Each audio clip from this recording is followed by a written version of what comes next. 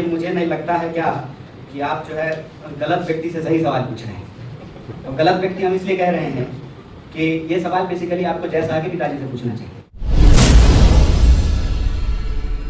जातिगत जनगणना कैसे सफल होगा और किस आधार पर कराएगा? क्यों नहीं सफल होगा? इसको इस आज के समय में डिजिटल दौर में क्या क्या चीज का जनगणना हो जाता है सर।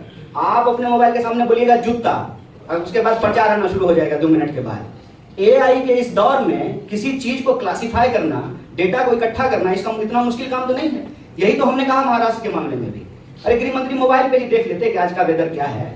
अगर हीट वेव आने की संभावना है तो कार्यक्रम दोपहर की वजह शाम को हो जाता। तो पॉलिटिकल स्लोगन में यह सुनने में तो बहुत अच्छा लगता है, देश आगे बढ़ रहा है। कितना आगे बढ़ा है?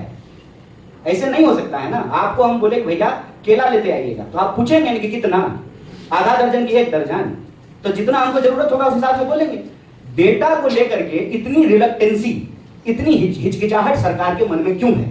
तो राहुल जी ने यह प्रश्न सीधा सीधा उठाया है कि एक तो हमने 2011 में जनगणना कराया था, 3 आधार पे कराया था। अगर आपको प्रेम है तो पहले तो आप 2011 का ही डेटा रिलीज कर दीजिए। दूसरा, हर 10 साल में जो जनगणना होनी है उसको कराइए। ऑलरेडी 2 साल लेट हो गया है और जब करा ही रहे हैं तो एक ही खर्चा में हो जाएगा। जैसे आपके घर पे आएंगे गिनने के लिए आपको, तो आपको भी गिन लेंगे, आपकी घर की महिला को भी गिन लेंगे, बच्चा को भी गिन लेंगे और आप कौन जाति के हैं ये भी गिन लेंगे। आपके घर में कितना सिलेंडर है, आपका रूम कितना है, आप कौन सा गाड़ी इस्तेमाल करते हैं, आपकी इकोनॉमिक हालत क्या है, इसको भी गिन लेंगे। जितना हमारे पास जो है वेरिएशन ऑफ डाटा रहेगा, डेटा रहेगा, बिहारी आदमी इसलिए डाटा बोल देते हैं कभी-कभी, जितना हमारे पास डेटा रहेगा उतना आसानी होगी हमको पॉलिसी बनाने में। तो अननेसेसरी जो है ना, इसमें कोई पॉलिटिकल मीनिंग नहीं ढूंढना चाहिए। ये राज्य की जिम्मेवारी है और जनता का अधिकार है। अब जात इंग्लैंड में तो होता नहीं है, जात होता यूपी बिहार भारत में है, तो जात यहीं गिनिएगा ना, जहां जो होगा वहां पे गिनेंगे। और जहां तक भागीदारी का सवाल है, आप जानते हैं कि इस देश में फिजिकल एबिलिटी के आधार पे भी जो है रिजर्वेशन दिया जाता है। अब जो है इकोनॉमिक आधार पे भी दिया जाने लगा है, जाति के आधार पे भी दिया जाता है, क्षेत्र के आधार पे भी होता है। हर तरह की जो है भागीदारी दी गई है ना, जिसको कहा गया है अफर्मेटिव एक्शन। अफर्मेटिव एक्शन का मतलब ये नहीं होता है कि आपका मोटरसाइकिल जो है वो 1 लीटर में 50 किलोमीटर का एवरेज देता है तो आपका पंक्चर नहीं कर देना है टायर। जिसका 10 ही एवरेज दे रहा है ना, उसमें कार्बोरेटर बढ़िया लगा देना है कि थोड़ा एवरेज बढ़ जाए। ये होता है अफर्मेटिव एक्शन। इसको इस तरह से ना पिच किया जाए कि एक के खिलाफ हम दूसरे के लिए कुछ कर रहे हैं। धर्म और जाति को एक दूसरे के खिलाफ पिट नहीं कर रहे हैं। क्योंकि एक बात बताइए, इस देश में कौन सा ऐसा धर्म है जिसकी जाति नहीं है? बताइए। अगर क्रिश्चियनिटी में कास्ट होता तो इंग्लैंड में भी कास्ट होता ना, खाली भारत में है। अगर इस्लाम में कास्ट होता तो सऊदी अरबिया में भी कास्ट होता, भारत में है। इस देश में अगर कोई पैदा हुआ है तो उसका कोई धर्म भी होगा और उसकी कोई जाति भी होगी। ये अलग अलग बात नहीं है, इसको अलग अलग मत कीजिए। ये योगी जी की चालाकी है 80-20। अब बताइए, हम कहेंगे कि महिला को 50% आप भागीदारी मिलनी चाहिए। नहीं, अरे महिला है आप, तो अभी की बात करेंगे।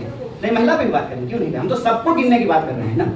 अब एक बात बताइए, हम कहेंगे कि 50% आबादी है महिलाओं की, मान के चलते हैं, तो महिलाओं की 50% आबादी है, उसको भागीदारी मिलनी चाहिए। तो इसमें राजनीति क्या है?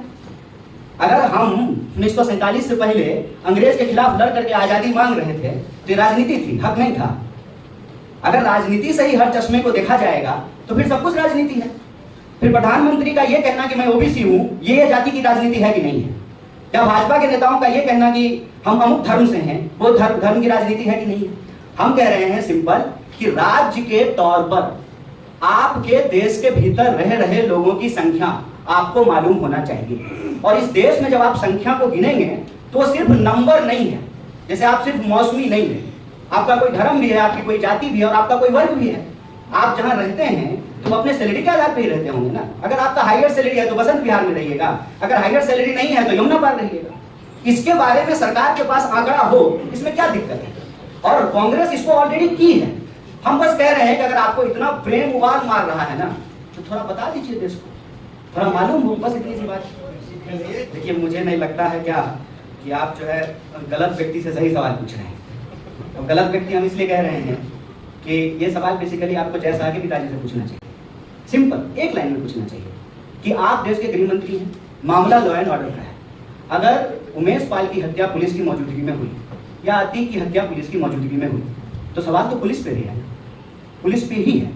और देश के गृह मंत्री को, प्रधानमंत्री को, उत्तर प्रदेश के मुख्यमंत्री से सवाल पूछा जाना चाहिए। और गृह मंत्री से तो खास करके ये सवाल पूछा जाना चाहिए कि आपको तरीपार कर दिया गया था, कानून का राज था, आपकी तरीपारी समाप्त हो गई, आप चुनाव लड़े, आप जीते, देश के गृह मंत्री बने और आधुनिक चाणक्य मिला देश को। तो ये कानून के रास्ते ही संभव हुआ ना। मुझे लगता है कि सही व्यक्ति से सही सवाल, जब मौका मिले, जब प्रेस कॉन्फ्रेंस हो जाए। हम अभी जाति पे बात करने के लिए आए हैं, जनगणना पे बात करने के लिए आए हैं, सामाजिक आर्थिक जातीय स्थिति क्या है देश के लोगों की, उस पर बात करने के लिए आए हैं।